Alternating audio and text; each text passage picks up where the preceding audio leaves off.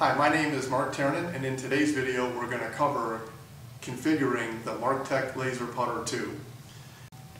In the box you have the laser putter, instructions, and the bag with components necessary for the extended configuration. The laser putter is configured for standard blade putters out of the box, such as the Ping Zing. For those type of putters, no configuration is needed. It can work as is out of the box simply by attaching it to the top of the putter, pulling back on the pressure pin, centering it, and then turning the on switch on. Once turned on, you'll get a line on the ground from the face of your putter to your target. To turn it off, you push the button off and pull the pressure pin to remove it. That type of configuration. The second type of putter is the larger putters, such as the TaylorMade Spider that has a wide body. This type of putter and similar putters require an extended configuration that will also be covered in this video. Okay, now we're going to cover the extended configurations for putters such as the TaylorMade Spider, where we need to go from the front of the putter to the back. So if you measure the front to the back on the TaylorMade Spider, it's 3.5 inches. Looking at the instructions, for 3.5 inches, we need the extension housing and we need position E on the pressure pin. So let's go through that configuration now. Okay, the parts for the extended configuration are contained in the bag. Contained in the bag is a longer screw,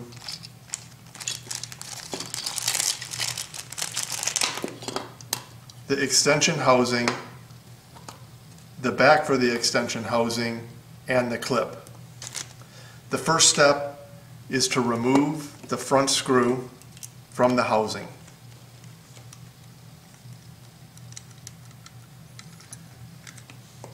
Now, when you remove the back nut, set it aside for reassemble. Take the back. We won't be using this back for the extension housing. Pull out the pressure pin. There's 2 springs that you'll set aside for reassembly later. Then you remove the small screw and set it aside. We won't be using that screw for this configuration. For the extended configuration, we'll use the 3-inch screw. So insert the 3-inch screw into the center hole. Then take the extension housing and slide it onto the screw. There's guideposts that will center the housing into the back of the housing. Set this down for use later. Now, for the pressure pin, we're going to remove the tab. We won't be using the tab, we'll be using the clip. So unscrew the tab, and you'll keep the screw.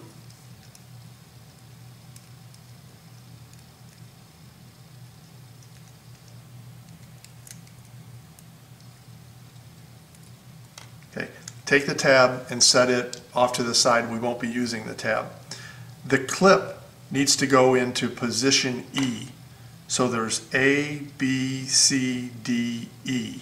So position E will attach the clip so it fits into the slot, and then it attaches by going to the top side and putting in the screw.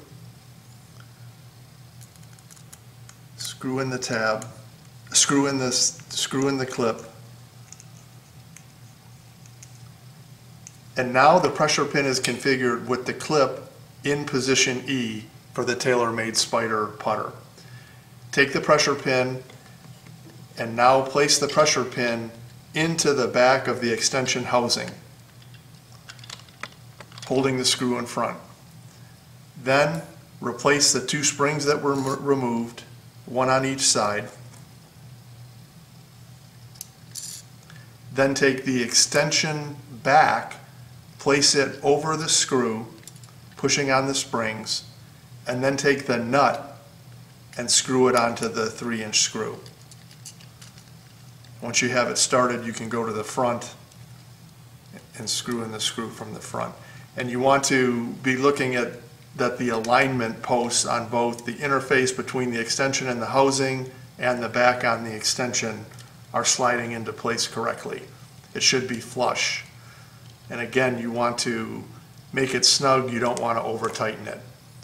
Once you've done that, the configuration is complete. You should feel it being able to pull out and then turn it on and the laser should come out. Okay, with the laser putter configured for the extended configuration, we can now place it onto the tailor-made putter.